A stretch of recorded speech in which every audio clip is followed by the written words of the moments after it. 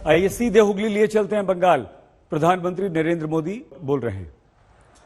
এই দেবত্ব ভূমিতে এসে আমি বাবা তারকনাথ মহাপ্রভু জগন্নাথ দেবকে শত শত প্রণাম জানাই।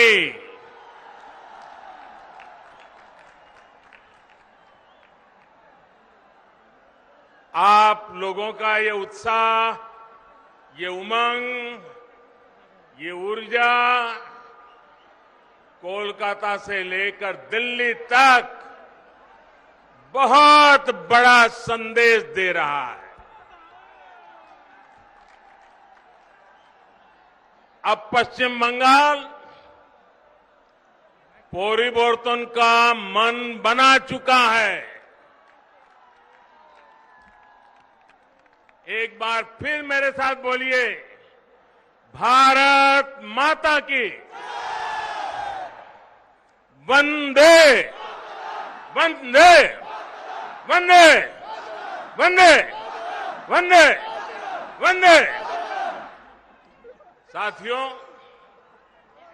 आज इस वीर धरा से पश्चिम बंगाल अपने तेज विकास के संकल्प को सिद्ध करने के लिए एक बड़ा कदम उठा रहा है। पिछली बार मैं आपको गैस कनेक्टिविटी के इंफ्रास्ट्रक्चर का उपहार देने आया था। आज रेल और मेट्रो कनेक्टिविटी को मजबूत करने वाले महत्वपूर्ण काम शुरू हो रहे हैं। थोड़ी देर में हुगली की, पश्चिम बंगाल की रेल और मेट्रो कनेक्टिविटी के अनेक प्रोजेक्ट्स का शिलान्यास और लोकार्पण होना है। इस महत्वपूर्ण योजनाओं के लिए, बंगाल के उज्जवल भविष्य के लिए मैं आप सबको बहुत बहुत बधाई देता हूं। साथियों, दुनिया में जितने देश गरीबी से बाहर आए या गरीबी मिटाने में सफल हुए या विकसित देश बने, ऐसे सभी देशों में एक बात बहुत कॉमन देखी जाती है। इन देशों ने अपने अपने देश में सही समय पर बड़ी संख्या में इंफ्रास्ट्रक्चर का निर्माण किया। आधुनिक हाईवे, आधुनिक रेलवे, आधुनिक एयरवे, इन देशों के आधुनिक इंफ्रास्ट्रक्चर ने इन देशों को आधुनिक बनाने में मदद की। वहां ये एक प्रकार से परिवर्तन का बहुत बड़ा कारण बना। हमारे देश में भी यही काम दशकों पहले होना चाहिए था, लेकिन हुआ नहीं। अब हमें देर नहीं करनी है। हमें एक पल भी रुकना नहीं है। हमें एक पल भी गंवाना नहीं है। इसी सोच के साथ आज देश में आधुनिक इंफ्रास्ट्रक्चर के निर्माण पर अभूतपूर्व जोर दिया जा रहा है, अभूतपूर्व निवेश किया जा रहा है। बेहतर इंफ्रास्ट्रक्चर खेती, उद्योग, टूरिज्म युवाओं को रोजगार यानी विकास के हर पहलू के लिए मूलभूत आवश्यकता होती है। इसलिए पश्चिम बंगाल में भी कनेक्टिविटी से जुड़ा इंफ्रास्ट्रक्चर ये भारत सरकार की प्राथमिकता है, हमारी भी प्राथमिकता है। बीते वर्षों में हाईवे, रेलवे, एयरवे, वाटरवे और आईवे हर प्रकार की कनेक्टिविटी पर फोकस किया गया है। यहां बंगाल में भी हजारों करोड़ रुपए निवेश किए गए हैं। बंगाल में रेल लाइनों के चौड़ीकरण और बिजलीकरण का काम तेज गति से किया जा रहा है। भाइयों बहनों, अब रेलवे को लेकर पश्चिम बंगाल में संभावनाओं के नए द्वार खुल रहे हैं। पूर्वी डेडिकेटेड फ्रेट कॉरिडोर का बड़ा लाभ पश्चिम बंगाल को होने वाला है। इस प्रोजेक्ट का एक हिस्सा चालू भी हो चुका है और बहुत जल्द पूरा कॉरिडोर खुल जाएगा, जिससे बंगाल में भी उद्योगों के लिए नए अवसर बनेंगे। इसी तरह जो विशेष किसान रेल शुरू की गई है, उसका लाभ आज पश्चिम बंगाल के छोटे किसानों को बहुत तेजी से मिलना शुरू हो रहा है। अभी हाल में ही देश की 100वीं किसान रेल महाराष्ट्र के संगोला से पश्चिम बंगाल के शालीमार तक चलाई गई। इससे यहां के फल, सब्जी, दूध और मछली से जुड़े छोटे किसानों को मुंबई, पुणे सहित देश के अनेक बड़े बाजारों तक सीधी पहुंच मिली है। भाइयों और बहनों, आज उत्तर 24 परगना, हावड़ा, हुगली जिलों के लाखों छात्र छात्राओं, कर्मचारियों, श्रमिकों के लिए भी बहुत बड़ा दिन है। नॉर्थ साउथ मेट्रो का नोआपाड़ा से दक्षिणेश्वर तक विस्तार होने से हर दिन इन जिलों के हजारों यात्रियों को सुविधा होने वाली है। अब आपको कोलकाता आने जाने के लिए आधुनिक और सुविधा संपन्न तेज पब्लिक ट्रांसपोर्ट मिल गया है।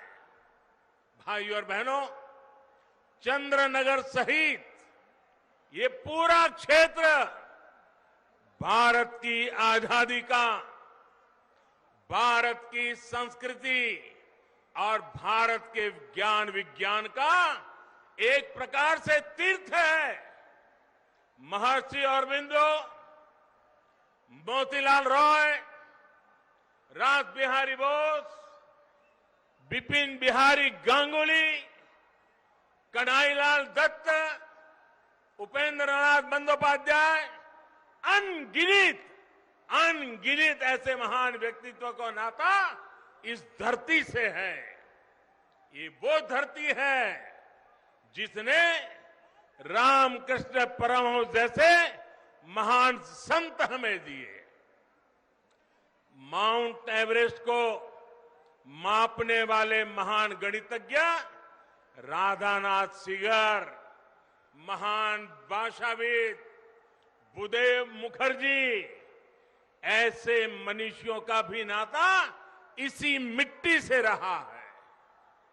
मुझे हैरानी है, इतने वर्षों में जितनी भी सरकारें यहां रही हैं, उन्होंने इस ऐतिहासिक क्षेत्र को, इस पूरे क्षेत्र को अपने हाल पर ही छोड़ दिया। यहां के इंफ्रास्ट्रक्चर को, यहां की धरोहर को बेहाल होने दिया गया। मुझे बताया गया है कि वंदे मातरम भवन, जहां बंकिम चंद्र जी 5 साल रहे, कहते हैं कि वो तो बहुत बुरी हालत में है। ये वो भवन है जहां उन्होंने वंदे मातरम की रचना को लेकर मंथन किया। वो वंदे मातरम जिसने आजादी की लड़ाई में नए प्राण फूके, हमारे क्रांतिवानों को नई ताकत दी, मातृभूमि को सुजलाम सुफलाम बनाने के लिए हर देशवासी को प्रेरित किया। वंदे मातरम सिर्फ इन 2 शब्दों ने गुलामी की निराशा में जी रहे देश को नई चेतना से भर दिया था। ऐसे अमर गान की रचना करने वाले के स्थान को न संभाल पाना बंगाल के गौरव के साथ बहुत बड़ा अन्याय है। और इस अन्याय के पीछे बहुत बड़ी राजनीति भी है। ये वो राजनीति है जो देशभक्ति के बजाय वोट बैंक, सबका विकास के बजाय तुष्टीकरण को बल देती है। आज यही राजनीति बंगाल में लोगों को मां दुर्गा की पूजा से रोकती है, उनके विसर्जन से रोकती है। बंगाल के लोग वोट बैंक की राजनीति के लिए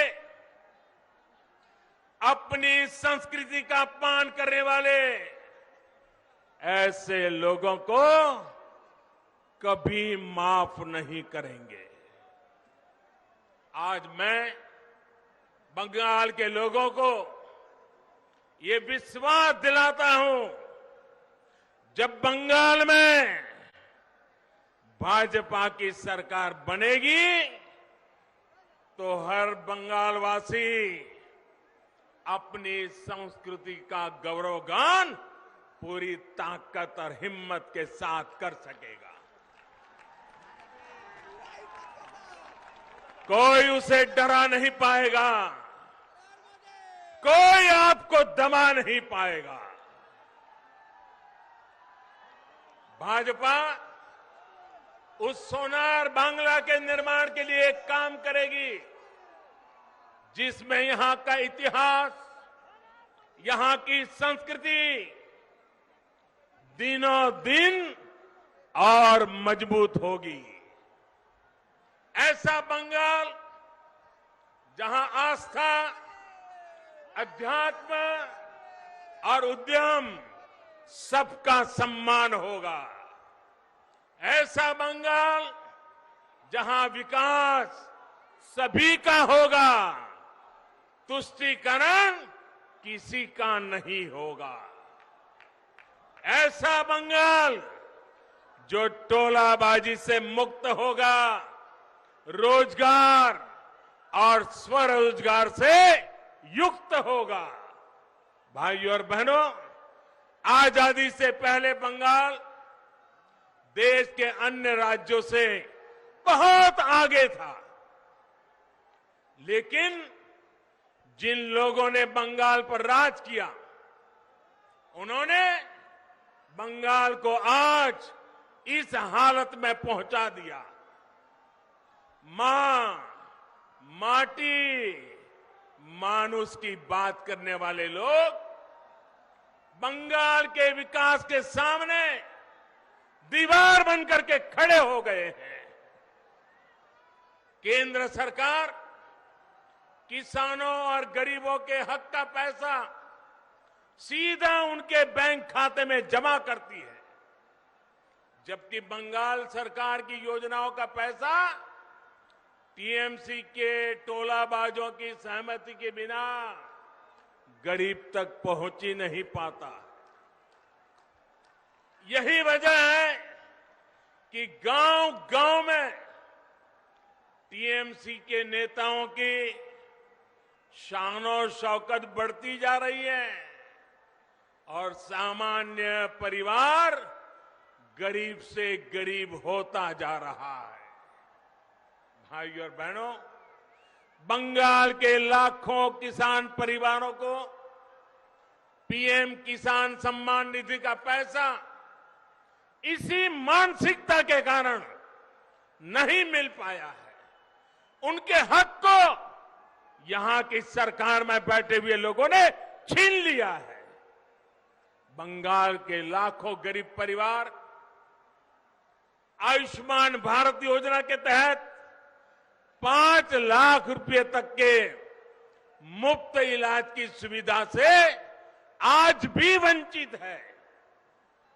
गरीब को सुविधा मिले, इन प्रयासों को कैसे यहां रोका जाता है, इसका एक और उदाहरण मैं आज बंगाल की धरती पर आपको देता हूं। देश के गांवों में हर घर तक पाइप से पानी पहुंचाने के लिए जल जीवन मिशन चल रहा है। प्रयास यह है कि हमारी बहनों, हमारी माताओं, हमारी बेटियों को पानी लाने में अपना समय और अपना श्रम न लगाना पड़े।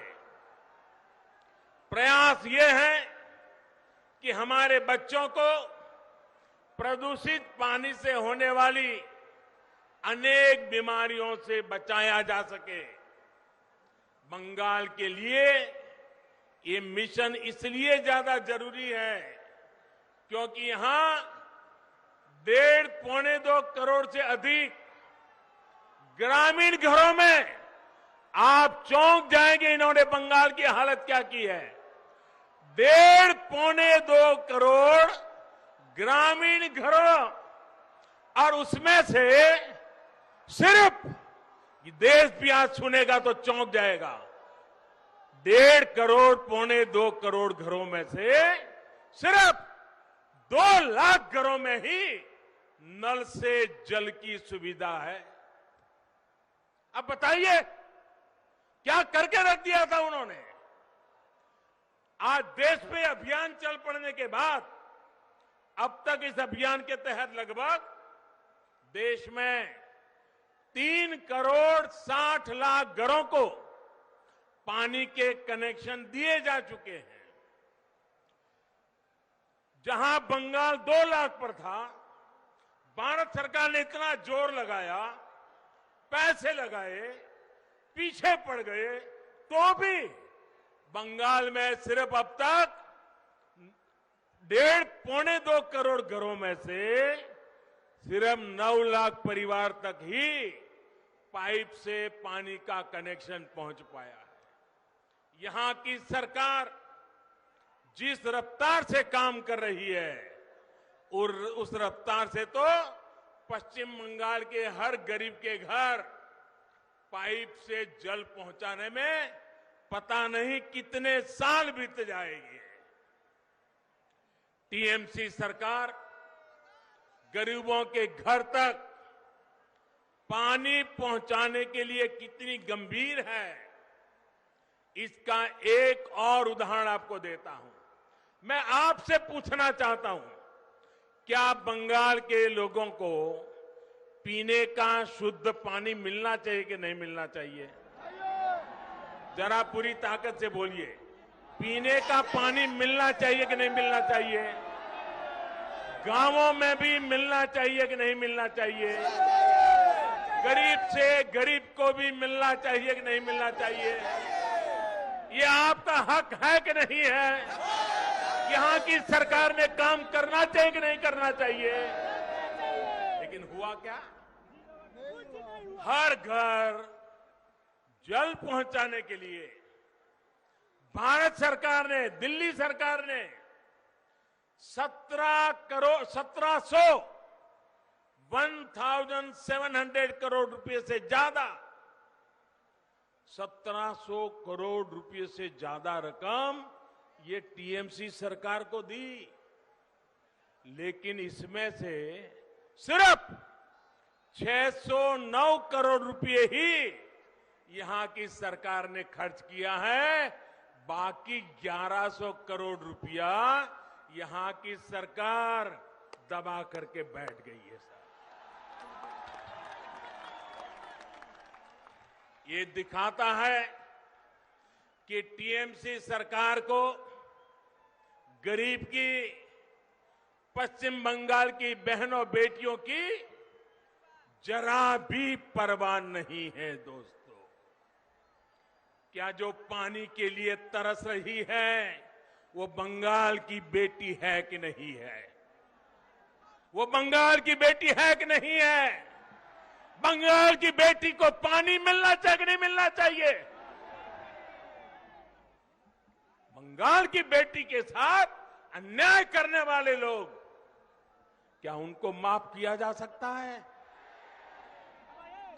भाइयों और बहनों, पश्चिम बंगाल में भाजपा की सरकार सिर्फ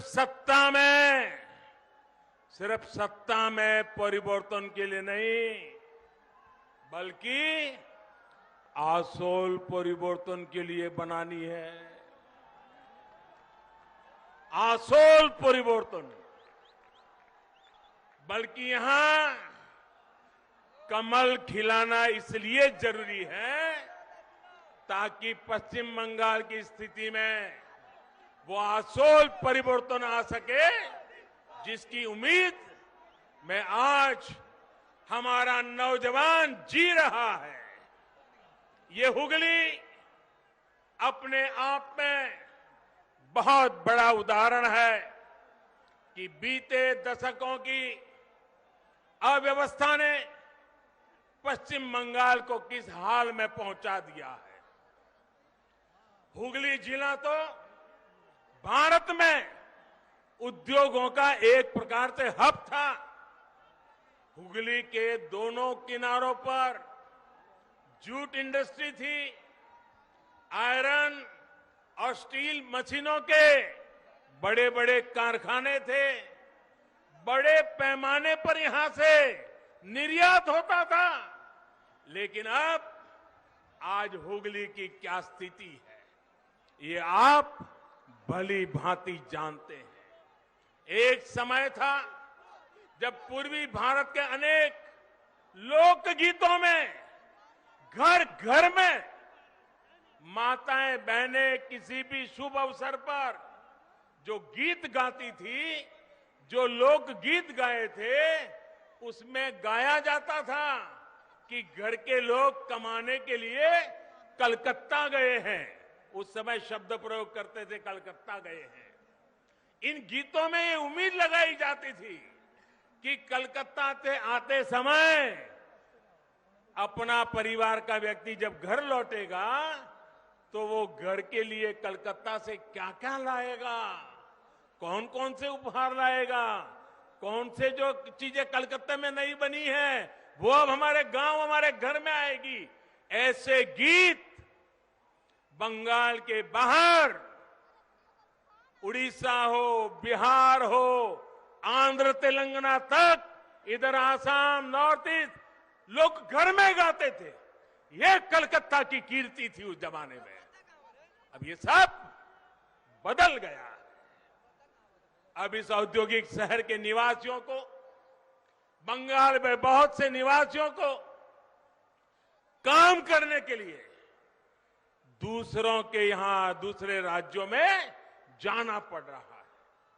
इस स्थिति को बदलने का काम बंगाल में बनने वाली और जो सरकार बनाना आपने ठान लिया है, जो सरकार बनाना आपने तय कर लिया है, वो भाजपा सरकार बनते ही उस दिशा में एक के बाद एक कदम उठाएगी।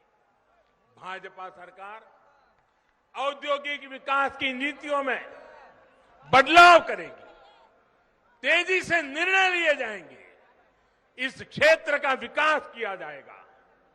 साथियों, एक दौर था जब पश्चिम बंगाल की जूट मिलें देश की अधिकांश जरूरतों को पूरा करती थी, लेकिन इस इंडस्ट्री को भी अपने हाल पर छोड़ दिया गया था, जबकि इससे हमारे किसान, हमारे श्रमिक, हमारे गरीब, उनका इस व्यवसाय से सीधा नाता था। जब से केंद्र में भाजपा सरकार आई है, तब से जूट किसानों की विशेष चिंता की गई है। अब तो गेहूं की पैकेजिंग में भी जूट के बोरों को कंपलसरी किया गया है। चीनी की पैकिंग के लिए भी बड़ी मात्रा में जूट का उपयोग हो रहा है। साथियों, हुगली के आलू किसान जो यहां की शान रहे हैं, उनकी स्थिति भी किसी से छिपी नहीं है। यहां के आलू और धान, इसके जो किसान हैं, उन किसानों को कौन लूट रहा है, ये मुझसे ज्यादा आप लोग जानते हैं। जब तक यहां फूड प्रोसेसिंग के कारखाने नहीं लगेंगे, जब तक किसानों को अपनी उपज बेचने की आजादी नहीं मिलेगी, तब तक ना तो किसानों का हित होगा और ना ही मेरे मजदूर भाइयों बहनों का होगा। साथियों, बंगाल में निवेश के लिए उत्साह की कमी नहीं है। मुसीबत है सरकार ने जो माहौल बनाया है, कट कट कट का जो कल्चर बनाया है, सिंडिकेट के हवाले बंगाल दे दिया है, उसी के कारण ये माहौल बिगड़ता गया है। जब भी मैं विदेश में प्रवासी बंगाली बहनों भाइयों से मिलता हूं, तो अपनी मातृभूमि के लिए योगदान देने के लिए हर बंगाल का बेटा बेटी आज दुनिया में कहीं भी होगा, वो यहां के लिए कुछ करना चाहता है। लेकिन उनकी सिर्फ एक ही शिकायत रहती है कि वो योगदान करे भी तो कैसे करे। आज के पश्चिम बंगाल में किराए पर, अगर किराए पर बिल्डिंग भी लेनी हो तो उसमें भी कट लगता है, और ये ऐसे बदमाशी कर रहे हैं कि दोनों तरफ से कट लेते हैं। बिना सिंडिकेट की इजाजत के किराए पर बिल्डिंग भी नहीं ले सकते। इस स्थिति को पश्चिम बंगाल के बारे में बनाई गई इस धारणा को हमें मिलकर के बदलना है, और इसलिए यहां आसोल परिवर्तन लाना है। यहां पूर्व बहार से कमल खिलाना है। साथियों, बंगाल का विकास तब तक संभव नहीं है जब तक यहां सिंडिकेट का राज रहेगा। बंगाल का विकास तब तक संभव नहीं है जब तक यहां टोलाबाजों का राज रहेगा। बंगाल का विकास तब तक संभव नहीं है जब तक कट कल्चर बंगाल में रहेगा। बंगाल का विकास तब तक संभव नहीं है जब तक शासन प्रशासन गुंडों को आश्रय देगा। बंगाल का विकास तब तक संभव नहीं है जब तक कानून का राज पश्चिम बंगाल में स्थापित नहीं होता। ये तब तक संभव नहीं है जब तक पश्चिम बंगाल में सामान्य जन की सुनवाई करने वाली सरकार यहां नहीं बनती है। इसी स्थिति को बदलने के लिए आज पश्चिम बंगाल के कोने कोने से आवाज आ रही है, आर नय अन्याय, आर नय अन्याय, আমরা আসল পরিবর্তন চাই। আমরা আসল পরিবর্তন চাই।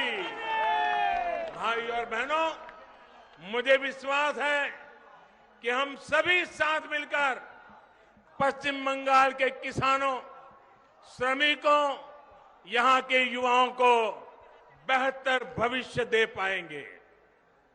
भाइयों बहनों, एक बार फिर आज अनेक भेंट सौगातें बंगाल को मिल रही है। उज्जवल भविष्य के लिए ये इंफ्रास्ट्रक्चर के काम आने वाले हैं और इन सब के लिए आप सबको मैं बहुत बहुत बधाई देता हूं। मेरे साथ दोनों हाथ ऊपर करके पूरी ताकत से बोलिए, भारत माता की, भारत माता की, वंदे वंदे वंदे वंदे वंदे वंदे वंदे वंदे वंदे वंदे वंदे वंदे